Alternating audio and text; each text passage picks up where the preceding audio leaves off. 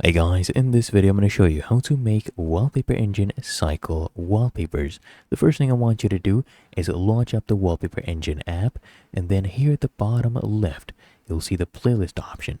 Now to add any wallpapers to your playlist, I want you to click the plus icon. What we will do is we will go ahead and select this one, and then I'll click on the plus icon. As you can see, it's been added to my playlist. Let's go ahead and add more so you can do the same thing for the other ones as well. Let's say select this one. As you can see, it has been added to my playlist, and I can go ahead and select more. Now once you have selected enough wallpapers, I want you to come here and click on this gear cog. This will open up playlist settings.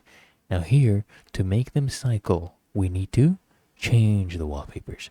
Now right now it's changing on a timer. You can choose any option you prefer. I'll keep it at on a timer, and we want to change it every 5 minutes.